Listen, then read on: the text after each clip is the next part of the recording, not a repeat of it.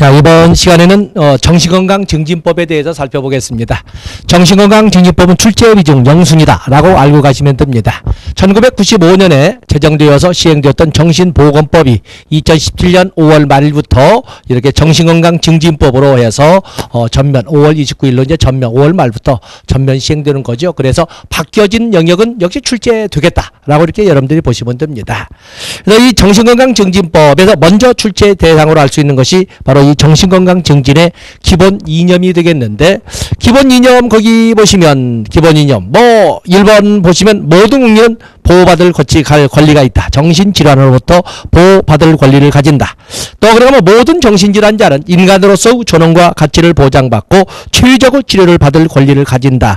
이런 등등의 다 읽지 않는다고 해서 틀릴 이가 없는 이런 내용으로 되어 있습니다. 근데 중요한 것은 바로 5번입니다.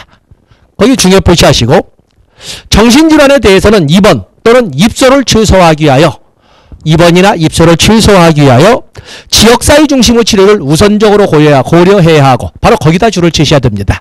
지역사회 중심의 치료를 우선적으로 고려하여야 하며 자의 입원이 권장되어야 한다. 바로 5항 지역사회 중심의 치료를 우선적으로 고려해야 된다. 그리고 자의 입원이 권장되어야 한다 라는 것을 여러분들이 거기다가 액센트를 두고 접근하시면 되겠습니다. 그래서 5항이 출제 대비가 있는 것이고, 그 다음에 6항이나 7항과 같은 경우에는 굳이 읽지 않는다 해서 큰 어떤 장애가 있지 않습니다. 중요한 것은 바로 거기에 중요한 것은 9항을 보시지요. 정신질환자는 자신과 관련된 정책의 결정 과정에 참여할 권리를 가진다. 우리는 정책론을 통해서 이미 다뤄본 적이 있습니다만은 급여의 종류에는 현물급여, 현금급여, 바우처, 기회도 있지만 권력도 있다고 그랬습니다.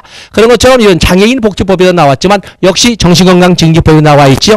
관련된 정책 결정에 참여할 권리를 가진다. 정책론적 급여의 종류로 본다면 권력에 대한 규정이라고 이렇게 볼 수가 있는 것입니다.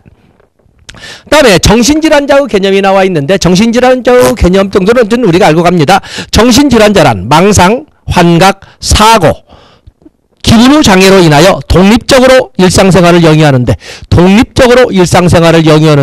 중대한 제약이 있는 사람을 정신질환자라고 설명하고 있습니다.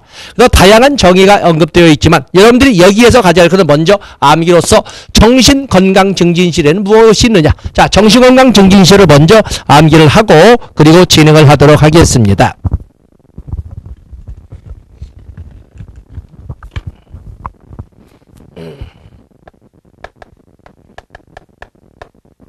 자, 정신건강증진시설. 정신건강증진실에는 정신의료시설, 자세한 내용은 뒤에 이제 본문에서 볼 겁니다. 정신의료시설이 있고, 정신요양시설이 있고, 정신재활시설이 있습니다. 정신의료시설은 정신병원은 반드시 국공립이지요. 정신병원이 있고, 그리고 정신과 의원이 있고, 그리고 병원급 수준에 설치된 정신건강의학과, 병원급의 정신건강의학과. 자, 이것을 우리는 정신의료시설이라고 설명하고 있습니다. 또 그럼 정신요양시설. 정신요양시설이 있죠. 입소하여 치료를 받는 정신요양시설이 있고, 그리고 정신재활시설이 있습니다. 정신재활시설. 그래서 생활적응시설이나 생활지도 등을 받는 것을 이렇게 하는데, 어떤 정신건강증진시설, 여기 정의편에서는 정신건강증진시설로, 정신의료시설로서 정신병원, 정신의원, 그리고 병원급에 설치된 정신건강의학과를 봐주시고, 그 외에도 정신요양시설과 정신재활시설이 있다는 것을 알아봐 주시면 되겠습니다. 자, 그럼 이따 보시면 바로 4항의 정신건강증진시설에서 종류 설명했고, 정신의료시설, 다음에 입소하여 정신요양 서비스를 받게 되는 정신요양시설, 또 사회적응훈련이나 생활지도를 받게 되는 정신재활시설이 있다 해서 먼저 우리는 기본적으로 암기 이 세 가지 가지고 갑니다. 그 다음에 국가계획 보통 우리가 사회복지 관련 법령에서 국가계획이나 국정운영에서 기본계획이라는 것은 5년마다 설치하도록 실시하도록 이게 되어 있으면 봐주시고 쭉 넘어가시면 페이지 넘어가십니다. 페이지를 넘어가 보시면 가운데에 3번의 실태조사가 있습니다. 전에도 여러 번에 걸쳐서 말씀드렸지만은 실태조사라고 하는 것은 일반적으로 3년에 한 번씩 합니다. 3년에 한 번씩 실태조사인데 5년마다 실시하는 실태조사가 있습니다. 5년 실태조사 5년 간격 실태조사. 5년 간격 3년이 일반적인데 5년 간격 실태조사에는 아동 종합 실태조사. 아동 종합 실태조사가 있고 아동 종합 실태조사 그리고 자살자 실태조사 또 정신건강 실태조사 정신건강증진법상의 정신건강 실태조사 또는 정신질환자에 대한 실태조사. 왜냐하면 정신건강증진법 자체의 본명이 정신건강증진 및 정신질환자 사회서비스 지원에 관한 법률이기 때문에 정신건강 실태조사 또는 정신질환자 실태조사. 자, 이런 것은 아주 드물게 5년짜리여서 별도로 분리를 할 수 있고 나머지는 그냥 기본적으로 실태조사 그러면 3년이란 단어를 가지고 접근하시면 되겠습니다. 그래서 여기 보건복지부 장관은 5년마다 실태조사를 해야 한다. 다만 아래와 같은 경우에는 뭐 수시로 실태조사를 할 수 있다. 원칙이 5년이지만 예외로 수시로 할 수 있는 경우도 있다. 그리고 2항의 밑에서 넷째 줄 보시면은 실태조사와 정신건강 증진 관련 지도 업무를 수행하기 위하여 시도에 담당 공무원을 둘 수 있다. 그래서 정신건강증진법에 의한 실태조사에 관련된 담당 공무원을 둘 수 있다. 그것은 시도에 둘 수 있다라고 설명을 하고 있습니다. 또 그러면 실태조사는 장애 실태조사와 함께 실시할 수도 있다. 자, 도덕제의대 편하게 읽어봐 주시면 되겠습니다.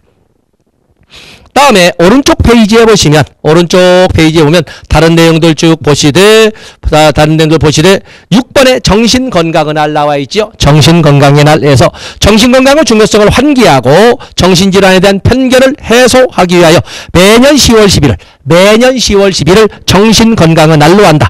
매년 10월 11일 정신건강으로 날로 하고 그 날이 포함된 주를 정신건강 주간으로 한다. 어떤 10월 10일은 정신건강의 날이라는 것도 여러분들이 가지고 가셔야 되겠습니다.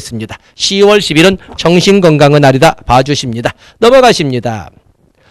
다음에 정신건강복지센터가 나와 있는데 보건복지부 장관, 시도지사, 시장군수구청장은 모두 거기에 오면 정신건강복지센터를 설치, 운영할 수 있습니다. 보건복지부 장관은 정신건강복지센터를 설치, 운영할 수 있다. 시도지사는 시도 단위로 광역 정신건강센터를 정신건강복지센터를 설치, 운영할 수 있다. 3항의 시장군수구청장은 기초정신건강복지센터를 설치, 운영할 수 있다. 그래서 보건복지부 장관, 시도, 그리고 시장군수구청장은 중앙에, 그리고 시도에, 그리고 시군구에, 그냥 중앙이란 말 빼고 정신건강복지센터, 광역정신건강복지센터, 기초정신건강복지센터를 둘 수 있다라고 이렇게 규정했다는 거 봐주시면 되고, 다음에 정신건강 전문요원 나와 있지요. 가지고 가야 되겠죠. 정신건강 전문요원. 자, 정신건강 전문요원에는 세 가지가 있습니다. 정신건강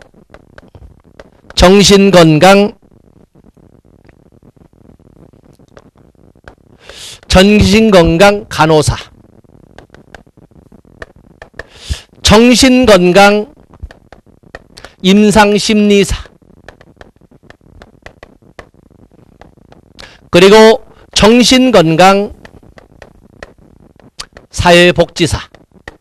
정신건강 사회복지사가 되기 위해서는 사회복지사 1급으로서 소정기간 동안의 수련기간을 받고 이런 제한들이 있습니다. 때문에 상당히 고급 자격증의 지위를 가지고 있는 거거든요. 그래서 많은 바로 이 정신건강을 목표로 해서 준비하시는 분 많습니다. 상당히 신분 안정, 높은 소득을 보장하는 건 아니지만 안정적이며 아주 고급 자격증으로서 인정을 받는 거 따라주시면 됩니다. 어쨌든 의사는 아니다. 의사는 아닙니다. 의사는 아니다. 정신건강 전문요원으로서는 정신건강 간호사, 정신건강 임상심리사, 그리고 정신건강 사회복지사가 있다라는 것을 17조 2항을 통해서 여러분들이 가지고 가시면 되겠습니다. 다음에 정신건강정진시설은 미리 우리가 적어놓은 것처럼 정신건강정진시설에는 정신건강의료시설, 정신의료시설, 정신요양시설, 정신재활시설이 있습니다.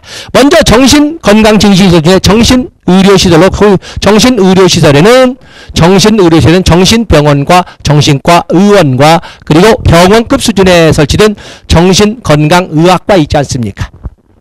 정신병원은 국가나 지방자치단체가 국립이나 공립으로 설치, 운영하여야 합니다. 그 때문에 국가와 재단, 그래서 정신병원은 국공립의 지위를 가지고 있다는 것을 알 수가 있습니다.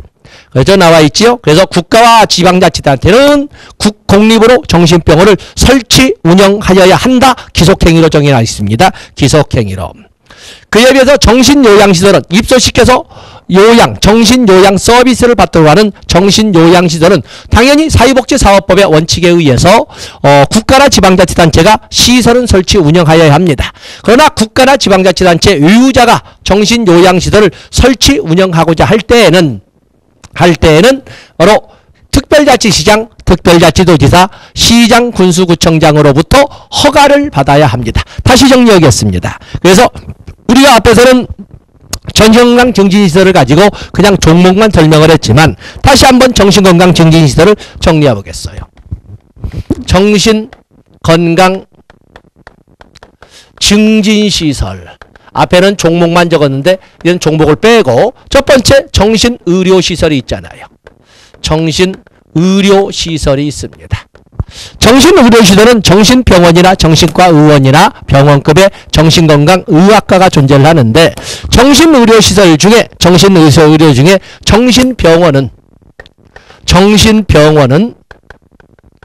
정신병원은 반드시란 말을 쓰겠습니다. 반드시 국가나 지방자치단체가 설치 운영하여야 합니다. 우리가 용인 쪽에 가서 보면 수도권의 정신병원들이 이렇게 좀 집중되어 있지 않습니까? 그런 것처럼 국가나 지방자치단체가 국립이나 지방자치단체의 공립으로 설치 운영하여야 합니다. 정신병원 따라서 그 외에도 정신과 의원 그리고 병원급의 정신의학, 정신건강의학과가 있다. 지금 두 번 쓰는군요. 이렇게. 그래서 여기를 쓰기 위해서 다시 한번 복습을 했습니다. 그 다음에 정신요양시설은 이건 입소하여 정신요양 서비스를 제공받는 거죠. 요양 서비스를 제공받는 것을 말해요. 여기는 당연히 국가나 지방자치단이 설치, 운영, 함의 원칙이지요. 함의 원칙입니다. 국가나 지방자치단체가 설치, 운영할 수 있다. 그러나 국가나 지방자치단체, 국가나 지단의의 법인은 개인은 안 됩니다. 중요표시. 국가나 지방자치단체 의무자도 정신요양시설은 설치 운영할 수 있지만 그것은 사회복지법인이나 비영리법인이어야 합니다. 개인은 안 됩니다. 법인은 허가를 맡아야 합니다. 누구의 허가? 쓰지 않겠지만 법조문에 있는 것처럼 특별자치시장, 특별자치도지사, 시장, 군수구청장의 허가를 받아야 한다는 것을 알아주셔야 됩니다. 그러든 개인은 안 된다는 것 적절하지만 가지고 가셔야 됩니다. 그 다음에 정신재활시설. 정신재활시설 당연히 이것도 사회복지사업법 규정에 의해서 그만 쓰겠습니다. 사회복지사업법 규정에 의해서 국가나 지방자치단체가 설치 운영하여야 하지만 만약에 국가나 지방자치단체 의무자가 설치 운영하고자 할 때에는 이것은 특별자치시장이나 특별자치도지사나 시장 군수구청장에게 신고만 하면 된다라는 것을 이렇게 따로따로 줘도 1항과 2항을 가지고 다 정리해서 정신요양시설은 개인은 안 된다. 국가나 지단이 아닌 자는 사회복지법인이나 비영리법인에 한해서 설치 운영할 수 있는데 그것은 허가사항이고 정신재활시설은 개인도 가능하겠지만 여기는 신고만 해도 된다라고 하는 것도 분명히 1항과 2항을 가지고 정리해 주셔야 되고 정신재활시설은 페이지 넘어가 보시면 생활시설과 재활훈련시설이 있다. 그리고 그 밖에 시설이 있는데 생활시설은 당연히 우리가 사회복지시설을 생활시설과 이용시설로 나눠볼 적에 생활시설은 생활시설이고 여기 재활훈련시설은 이용시설이라고 이렇게 설명할 수가 있습니다. 다음에 정신건강증진법에 의한 복지 서비스 제공이 나와 있는데 굵은 제목으로만 그거는 복지 서비스도 개발하고 고용 및 직업 재활 지원, 평생교육 지원, 뭐 문화예술 체육 문화 지원, 어떤 체육활동 지원, 또는 지역사회 거주 치료 재활 지원, 뭐 가족에 대한 정보 제공 지원이나 교육 지원, 뭐 이런 등의 지원이 있다. 굵은 글씨로만 접근해 주시면 됩니다. 다음에 보호 및 치료에는 바로 입원 후 내용이 들어 있습니다. 입원 후 종류에는 정신건강증진법에 의한 입원 후 종류에는 정신건강증진법에 의한 입원 후 종류, 정신건강증진법에 의한 입원 후 종류에는 권장돼야 되는 자발적 입원이죠. 자의 입원. 여기는 신청서를 통해서 스스로 신청서를 제출해서 하는 자의 입원이 있고, 또 보호 의무자의 동의를 받아 신청서를 제출하는 동의 입원이 있습니다. 동의 입원. 동의 입원은 보호 의무자의 동의와 그리고 신청서 제출을 통해서 이루어지는 것이 바로 동의 입원이 됩니다. 그런가 하면 2명 이상의 보호 의무자의 동의를 2명 이상의 보호 의무자의 동의를 바탕으로 해서 이는 소위 보호 의무자에 의한 입원이 있습니다. 그런가 하면 자치단체장에 의한, 너무 기니까 특별자치시장, 특별자치도지사, 시장, 군수구청장에 의한 자치단체장에 의한 입원.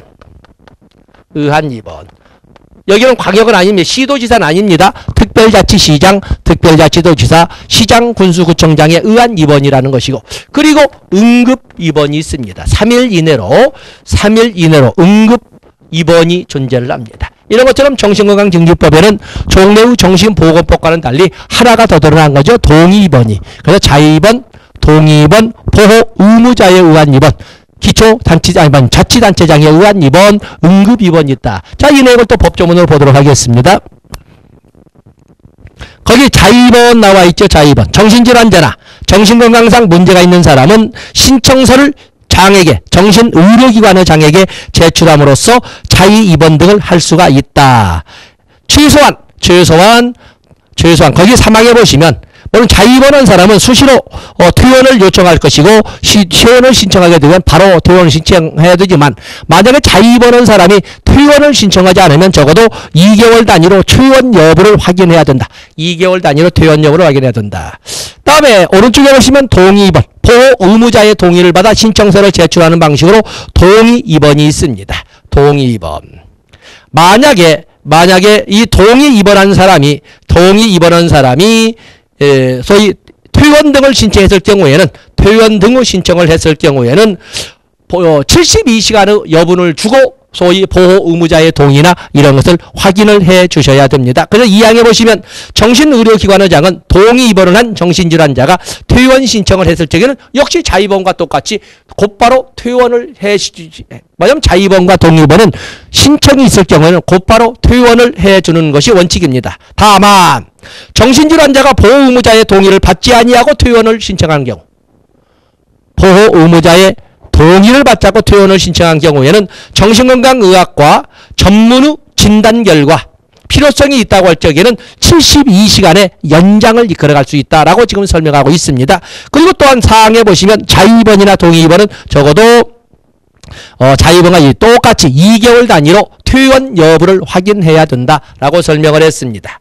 또 그러면 2명 이상의 보호 의무자, 1명밖에 될 경우에는 1명밖에 안 되지만 보호 의무자에 의한 입원, 보호 의무자에 의한 2명 이상의 보호 의무자, 1명밖에 될 때는 1명이게 되어 있지만 셋째 줄 보호 의무자 2명 이상이 신청한 경우에는 입원시킬 수 있습니다. 입원시킬 수 있는데 보호 의무자에 의한 입원은 입원 후 상한선은 3개월. 그래서 보호 의무자에 의한 입원의 기간은 최초로 입원을 한 날로부터 3개월 이내로 한다. 그래서 3개월의 기간 범위도 여러분들이 알아주시면 됩니다. 자입원과 동의입원은 2개월, 그리고 보호 의무자에 의한 입원은 3개월의 기간 범위 보시고, 다음에 페이지 넘어가 보시면 특별자치 시장, 특별자치도지사, 시장군수구청장에 의한 입원이 쭉 나와 있죠. 자, 조건이 어떻든 간에 그 입원은 상의 끝에 줄, 넷째 줄에 다섯째 줄. 2주의 범위 안에 2주의 범위를 정하여 입원을 정하도록 할 수 있다. 2주의 기한 제한이 있고, 그다음에 응급입원은 사망에 있는 것처럼 3인 후 기간 동안에 응급 입원을 할 수 있다. 그러다 보니까 우리가 이렇게 설명해 보면 다시 한번 여기를 보겠습니다. 자의입원 그리고 동의입원, 이것은 2개월의 범위를 정해서 퇴원을 확인할 수가 있고, 보호 의무자에 의한 입원은 3개월을, 그리고 자치단체장에 의한 입원은 자치단체장에 의한 입원은 2주의 범위를 정하여, 응급입원은 3일 후 범위를 정하여 이내에서 입원할 수가 있다. 이런 기간도 여러분들이 하나 적어 놓으시면 도움이 되리라고 봅니다. 자, 다시 교재를 보겠습니다. 다음에 퇴원의 심사 청구는 좋고 넘어가십니다.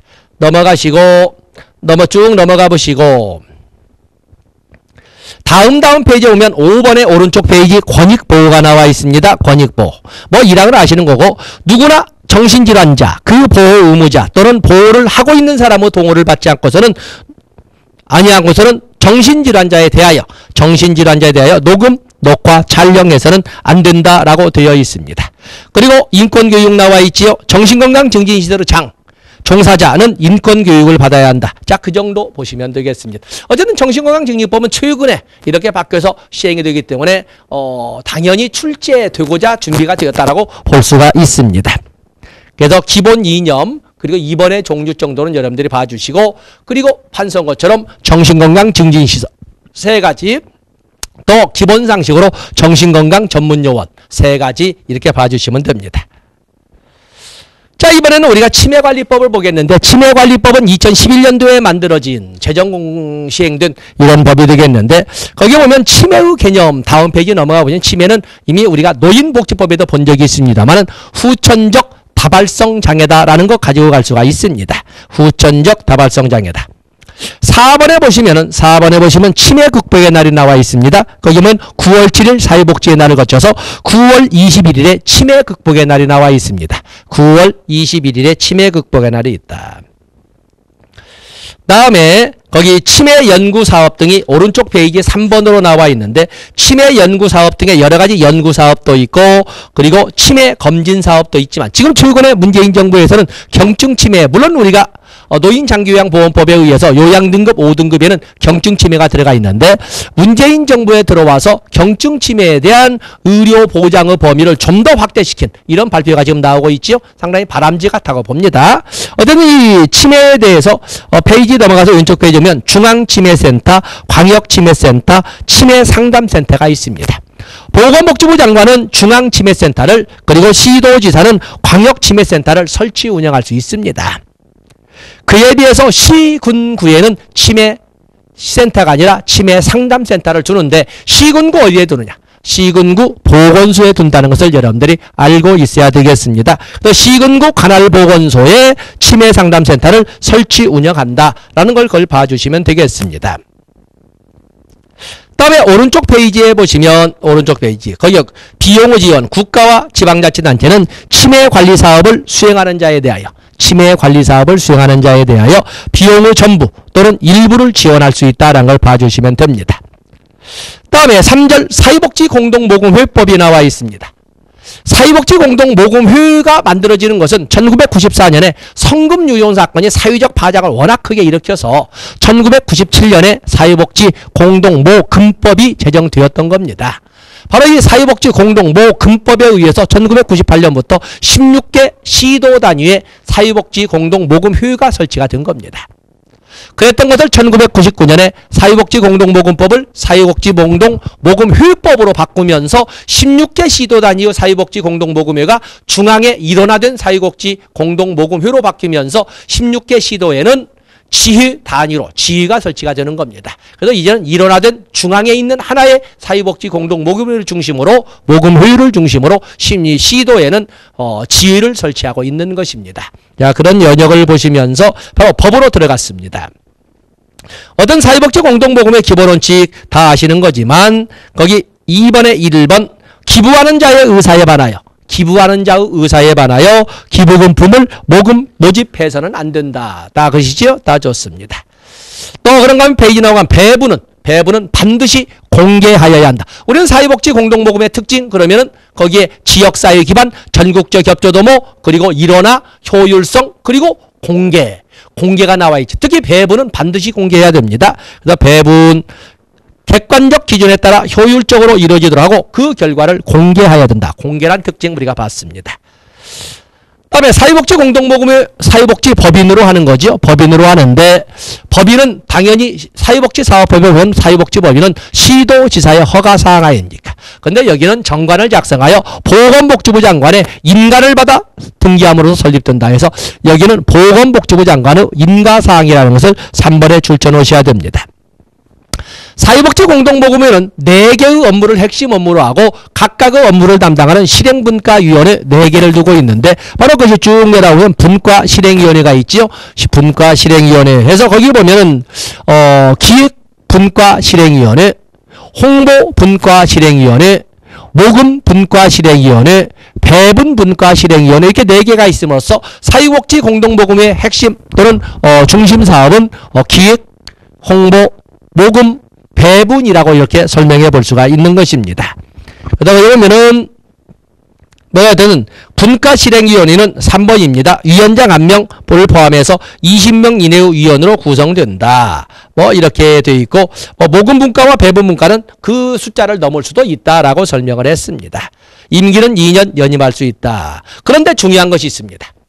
바로 줄쳐놓은 것이 바로 배분분과위원회입니다. 배분분과 실행위원회는 원칙으로서는 이 분과실행위원회의 임기는 2년이고 연임할 수 있는 것이 원칙이지만 배분분과실행위원회의 위원은 임기를 2년으로 하지만 연임할 수가 있는 것이 연임은 언제까지나 사실은 한 번만 더 하는 것은 중임이라고 합니다. 한 번만 더 하는 중임이라고 하는데 여기에서는 연임이란 말을 이렇게 썼습니다. 그래서 거기에 보면 함정이 있죠. 배분분과 실행위원회의 위원은 임기를 2년은 또 하는 것은 똑같고 연임도 허용된 건 똑같지만 한 번만 연임이 가능합니다. 한 번만 연임이 가능하다. 거기다 줄을 쳐놓으셔야 되겠습니다. 다음에 사회복지 공동모금에는 시도 단위로 지회를 두고 있습니다. 시도 단위로 지회를 두고 있다. 그리고 거기 보면 지회 관리 2항에 보시면 지회에서 조성한 공동모금제원은 지회에서 조성한 공동모금재원은 해당 시도에 배분하는 것을 원칙으로 한다. 해당 시도에 배분하는 것을 원칙으로. 거기도 중요 표시하시고 체크를 하셔야 됩니다. 다음에 사회복지 공동모금회는 사회복지법인으로 보기 때문에 당연히 사회복지사업법에 의해서 운영에 필요한 재산을 소유하여야 합니다. 이 사회복지사업법에 의해서 사회복지법인의 재산은 기본재산과 보통재산으로 나누어서 관리하는데 그중에 기본재산에 관한 목록과 가액은 정관에 기재하여야 합니다. 정관에 기재하여야 하죠. 바로 그 기본재산을 취득하기 위해서는 마음대로 할 수 있는 건 아니고 거기에 보면은 보건복지부 장관의 허가를 받아야 한다. 기본재산의 취득사항은 보건복지부 장관의 허가사항이라는 것을 체크를 넣으셔야 됩니다. 사회복지 공동모금의 설립은 보건복지부 장관의 인가사항이지만 여기 오면은 재산 중에 기본재산의 획득은 보건복지부 장관의 허가사항이라는 것을 여러분들이 구별을 해 주셔야 됩니다. 그래서 같이 정리해 주시고 다음에 기부금품의 모집 나와 있죠. 기부금품의 모집은 우리가 출제가 될 때가 2가지 방향으로 출제를 하는데 기부금품의 모집이라고 하는 것은 연중 모금을 원칙으로 하되 효율적 모금을 위하여 집중 모금도 할 수 있습니다. 그러다 보니까 많은 사람들이 겨울에 이런 구세군, 자선낭비 이런 거 있다 보니까 겨울에만 모금하는 줄 알고 있는데 그러지 않습니다. 사실은 모금의 유형은 개별형도 있고 기업 중심형도 있고 특별 이벤트형도 있고 다양한 형태가 있지만 그중에 가장 비중이 큰 것은 연중에 소리소문 없이 이루어지고 그 규모가 큰 기업 중심 모금입니다. 그 때문에 연중 모금을 원칙으로 하되 사회적 분위기를 훈훈하게 이끌어가기 위한 효율적이라고 표현했지만 연말을 주로 중심으로 이루어지는 집중 모금도 있다. 또 사회복지 공동모금이라고 하는 것은 일원하라고 하는 특징처럼 사실은 원칙적으로는 자 복권의 발행은 좀 뒤에 보시고 다음 페이지 보면 모금 창구가 있지요. 사회복지 공동 모금회만을 단일 창구로 모금해야 됩니다. 그러나 효율적 모금을 위하여 언론기관을 창구로 지정하고 그 언론기관 명의로 모금할 수도 있습니다. 그래서 4번에 모금에는 원칙적으로 사회복지 공동모금회를 하나로서 모금해야 되지만 효율적이고 공정하게 하기 위해서 언론기관을 모금창고로 지정하고, 자, 중심은 거기 그 언론기관 명의로 모금계좌를 개설할 수 있다라고 봐주시면 됩니다. 앞에서 복권 발행 봐주시고 쭉 내려보시면 9번에 재원의 사정이 재원의 사용이 나와 있습니다. 공동모금 재원은 사회복지 사업이나 그 밖의 사회복지 활동에 사용한다 이렇게 되어 있습니다. 그러죠? 그리고 이 운영에 필요한 재원은 거기 3번에 보시면 기부금품 모집과 모금의 관리 운영에 필요한 재원은 회계년도 모금 총액의 10%를 쓸 수가 있다. 이사회의 의결을 통해서 10%는 관리 운영 비용으로 쓸 수 있다는 것도 알아주시면 되겠습니다. 다음에 오른쪽에 보시면 기부금품의 지정 사용이 나와 있는데 기부금품의 기부자는 배분지역, 배분 대상자, 사용 용도를 지정할 수 있습니다. 3번에 보시면 이런 지정이 될 경우에는 그 지정 취지에 맞추어 기부금품을 사용하여야 한다라고, 그 기부금품의 지정 취지에 대한 것은 법률적 해석이 가능하겠습니다. 어제는 원칙은 그렇습니다. 자, 사회복지 공동모금업법에 대한 이런 정도가 되는 것이고, 그다음에 협동조합 기본법이 나와 있군요. 협동조합 기본법은 2014년도에 기초연금법, 주거급여법, 사회보장급여법 등과 더불어서 2014년도에 만들어진 법이 되겠습니다. 협동조합 기본법.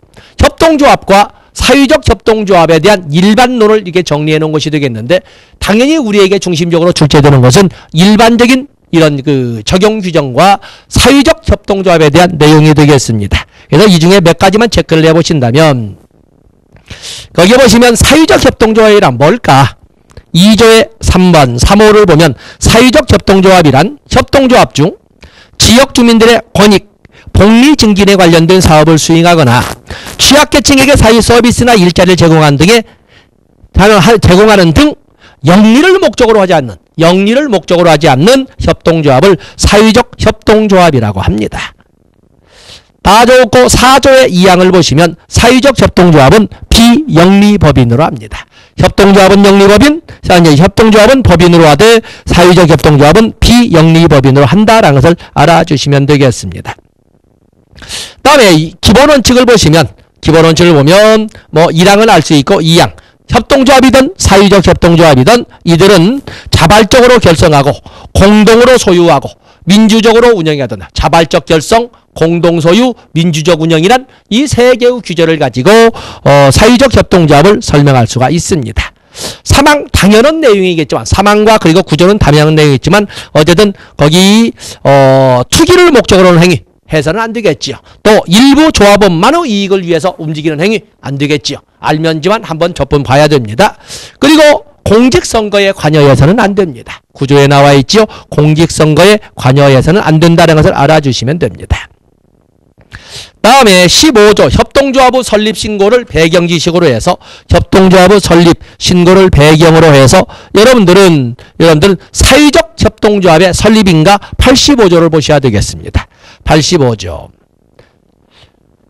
사회적 협동조합이나 협동조합은 똑같이 5명 이상의 조합원 자격을 가진 사람이, 5명 이상의 조합원 자격을 가진 사람이 발기인이 되어서 정관을 작성하고 창립총회 의결을 거친 후 협동조합은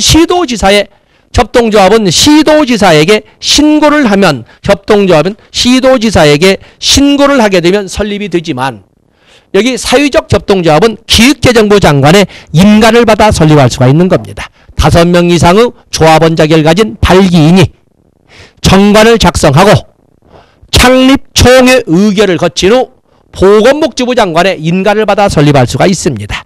바로 거기 기획재정부 장관의 인가를 받아 설립할 수가 있습니다.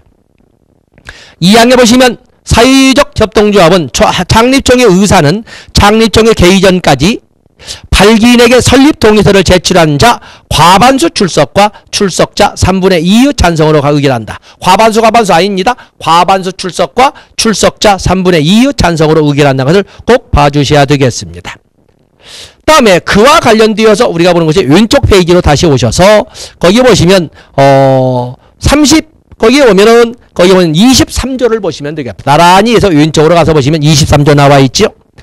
협동조합이나 사회적 협동조합에서 조합원은 출자 자수에 관계없이 적어도 각각 출자 자수에 관계없이 해서 22조부터 봐야 되겠군요. 협동조합이나 사회적 협동조합은 조합원은 반드시 한 좌 이상을 출자해야 됩니다. 그러나 아무리 많이 가질 수 있는 사람도 100분의 30을 초과할 수는 없습니다. 중요한 것은 23조입니다. 한 자를 가졌던 전체 출자자 수의 30%를 가졌던 의결권이나 선거권은 똑같이 1이라는 의결권, 선거권의 평등이라는 것을 여러분들이 꼭 봐주셔야 됩니다. 그래서 22조와 23조를 뒤집어서 여러분들이 봐주시면 되겠습니다.